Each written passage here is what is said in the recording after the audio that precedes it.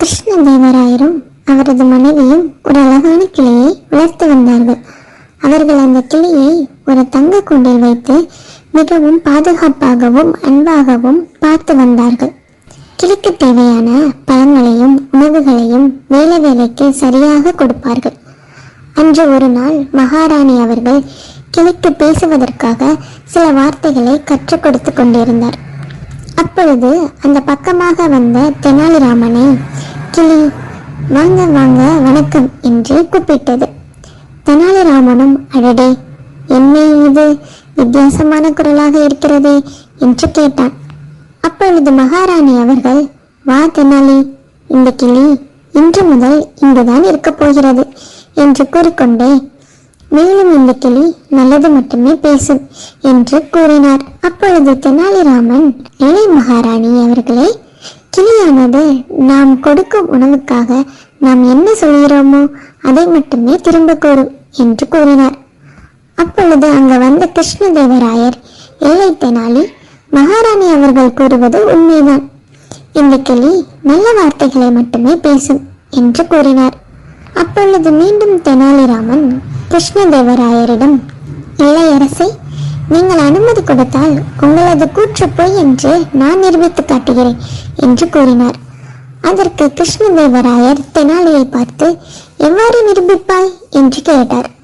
அதற்கு தெனாலி, இந்த கிளியை நான் சில நாட்கள் என் வீட்டிற்கு எடுத்து செல்கிறேன், பின் ஒரு நாள் கொண்டு வந்து தருகிறேன் என்று கூறினார்.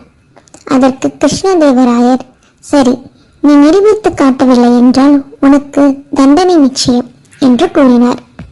தெனாலிராமன் அந்த கிளியை எடுத்துக்கொண்டு போய் பறவைகள் பராமரிப்பவர்களிடம் கொடுத்து இந்த கிளைக்கு சில கெட்ட வார்த்தைகளை கற்றுக் கொடுக்குமாறு கூறினார். தெனாலிராமன் கூறியது போலவே அந்த பராமரிப்பாளனும் கிளைக்கு சில கெட்ட வார்த்தைகளை கற்றுக் கொடுத்தான். ராஜா ரொம்ப அழுக்கு, மகாராணி மிகவும் மோசமாக இருக்கிறார் என்று சில வார்த்தைகளை கற்றுக் கொடுத்தான். பின்பு சில நாட்கள் கழிந்தன. தெனாலி மீண்டும் கிளியை எடுத்துக்கொண்டு அரண்மனைக்கு சென்றான்.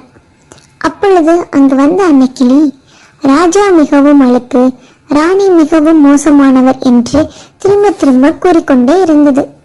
இதனை பார்த்த கிருஷ்ணதேவராயர் அவர்கள் தெனாலியை பார்த்து, நீ என்ன செய்தாய்? கிளி இங்கிருந்த வரை இவ்வாறு பேசியதில்லையே என்று கூறினார். அதற்கு தெனாலிராமன் மகாராஜாவை பார்த்து, என்னை மன்னித்து விடுங்கள். விலங்குகளும் பறவைகளும் நாம் என்ன சொல்கிறோமோ அதைத்தான் திரும்ப சொல்லும். அதுவும் அதன் உணவுக்காக அது நாம் என்ன சொல்வதை எல்லாம் திரும்பி கூறுகிறது. மேலும் பறவைகளும் விலங்குகளும் இவ்வாறு அடைத்து வைத்து வளர்க்கக்கூடாது, அதை அதன் போக்கில் சுதந்திரமாக விட வேண்டும் என்று கூறினான் தெனாலிராமன். கிருஷ்ணதேவராயரும் அவரது மனைவியும் தெனாலி கூறியதை கேட்டு அவர்கள் செய்த தவறை உணர்ந்து கிளியை சுதந்திரமாக பறக்க விட்டார்கள். கிளியும் இவ்வளவு நாட்களாக கூண்டில் அடைப்பட்ட சிறைவாசி போல் இருந்தது.